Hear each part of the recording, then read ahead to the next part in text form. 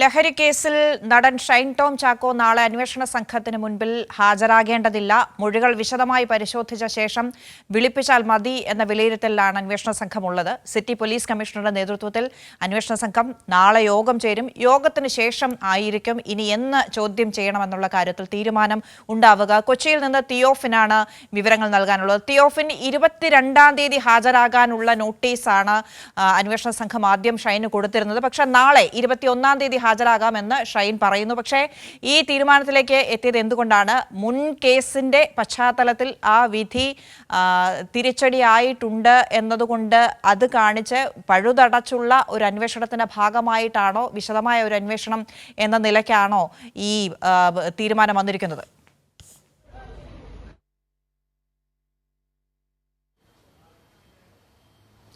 അന്ന കൃത്യമായി തന്നെ, അതായത് ഇനി ഒരു തവണ ചോദ്യം ചെയ്തു, അറസ്റ്റ് രേഖപ്പെടുത്തി, സ്റ്റേഷൻ ജാമ്യത്തിൽ വിട്ടയച്ചു. ഇനി കൃത്യമായി കൂടുതൽ വിവരങ്ങൾ വ്യക്തമായി തന്നെ അറിയേണ്ടതുണ്ട്. അതായത് വിശദമായൊരു ചോദ്യം ചെയ്യലാണ് ഇനി ആവശ്യം. അതിന് ഈ മൊഴികൾ, നിലവിലുള്ള മൊഴികൾ പരിശോധിച്ച ശേഷം, വിശദമായി പരിശോധിച്ച ശേഷം മാത്രം എങ്ങനെയാണ് ചോദ്യം ചെയ്യേണ്ടതെന്നതിനെക്കുറിച്ച് ആലോചിക്കും.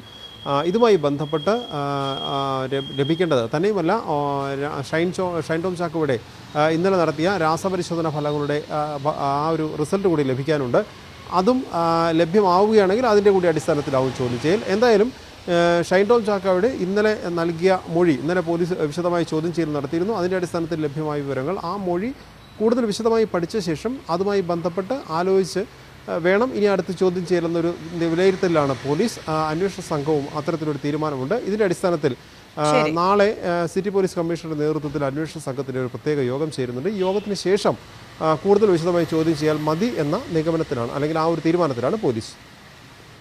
ശരി, തിയോഫിനാണ് കൊച്ചിയിൽ നിന്ന് വിവരങ്ങൾ നൽകിയത്.